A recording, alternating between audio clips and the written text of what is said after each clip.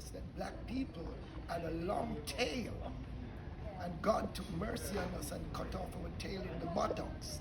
So I ran home from Sunday school and told my mother. And she said, is that the Sunday school teacher? Tell her, say her BC, RC and all kind of fabric we tear up in Jamaica. My Christian mother was so angry to find that a Sunday school teacher was telling us that we were monkeys. You know, so those things were embedded in my mind that the church was not doing us good service. Then when we find out, say, why everybody in the Bible seemed white based on what the pictures they show. So that kind of make we as youth who were grown up in the church start find that the church was not preaching a sound doctrine. So we start going to the Bible on our own. When we found Ethiopia as one of the first countries in the Bible, it clicks. And we start go deeper into it and we found Rastafari. When we went into the Revelations, we found Haile Selassie, the first conquering lion of Judah. And that brought us into Rastafari. You know. So that's who we are. We are just representing Rastafari in a nice way and the Nyabingi, because at the Nyabingi we found the elder patriarchs and matriarchs. So I've been part of the Nyabingi actually all my life. One thing that is kind of confusing to me as I've navigated through different vibrations in Rastafari is that some say Selassie is God, some say that the black man is God to a certain extent, that I is me and the Father are one. So is the teachings of Rastafari that a black man is God? Of course, most definitely. Because God manifests himself in flesh in different dispensation of time. When Yahshua the Christ was here, he was God on earth. Yeah, that's why he said, when thou seest me, thou seest the Father and eyes one. Haile Selassie came now because the scripture told us that the Christ man, the God man, would return, but this time not as the lamb to the slaughter as Christ was crucified, but as a conquering lion. And we saw that manifested because as a people now we were looking forward to see when will this be manifested, because it didn't happen in the time of Christ. He did not sit on the throne.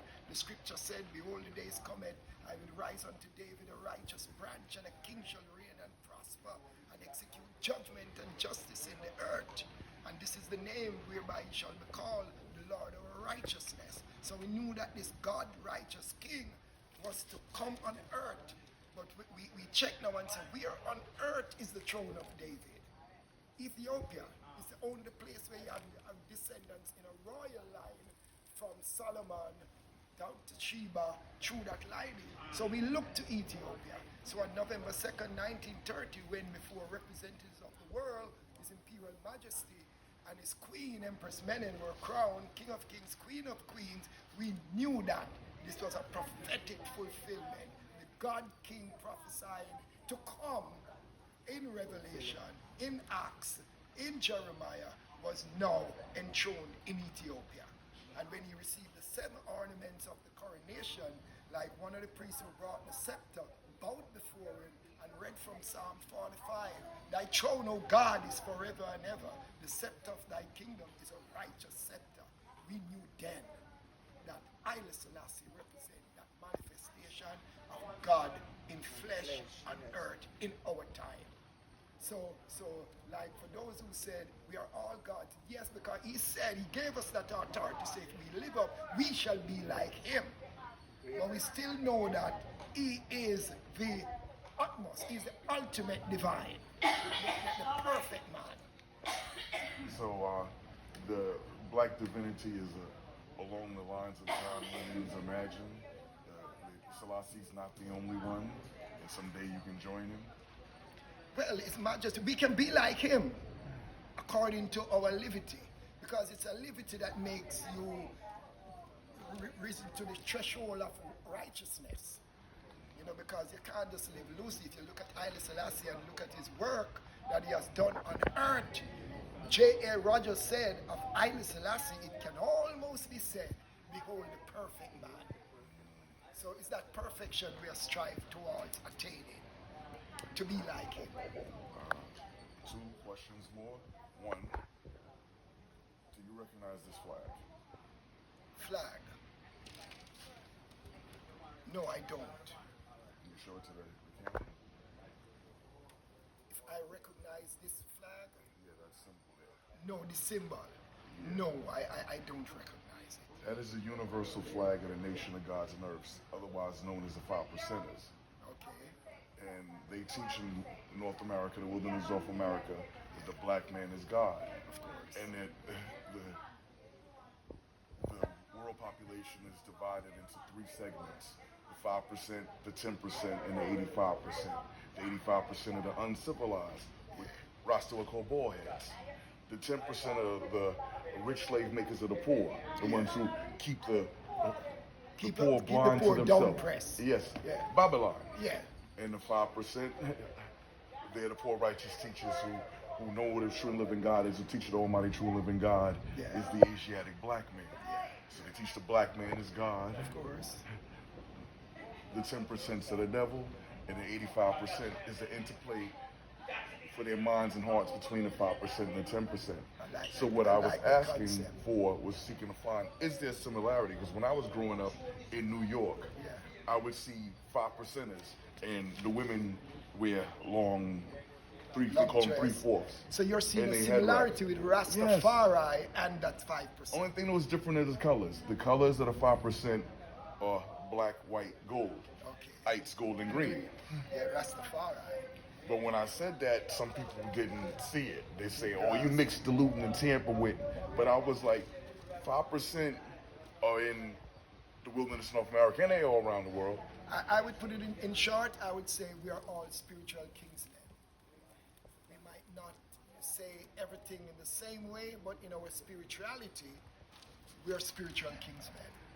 Rastafari and those brothers there who recognize the 5% who is different from the majority, because that's a chosen few. All right, the last question before I'm going to ask you to repeat your name and again. Is there a difference? Like, I came in contact with the studians of King Edward Emmanuel. The Bobo Shanti. The Bobo Shanti. Is there a difference between Nyabingi and Bobo Shanti? Well, Bobo Shanti wears a turban.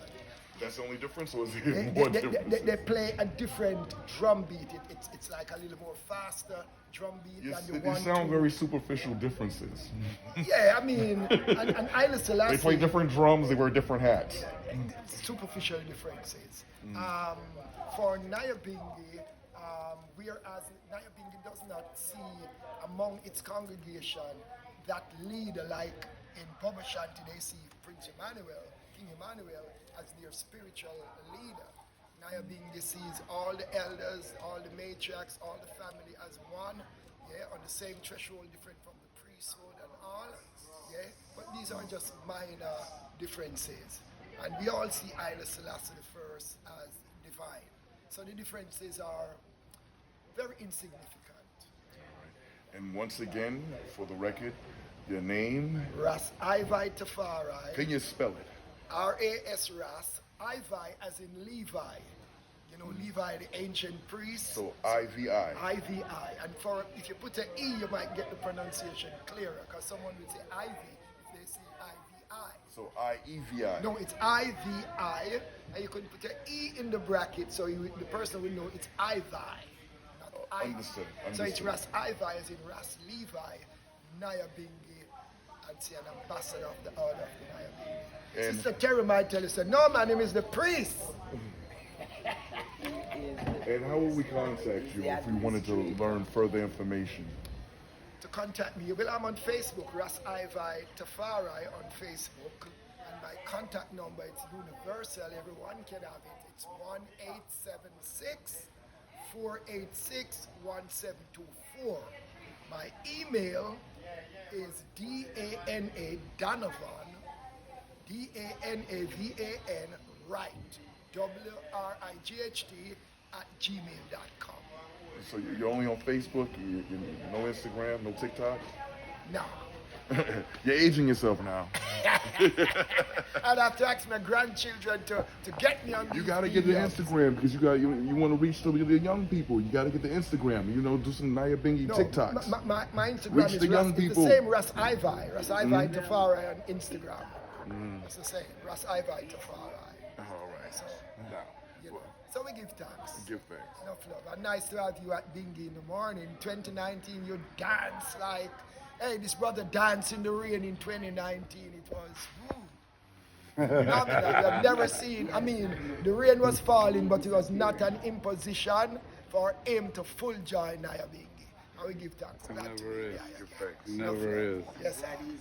Rastafari. I got it.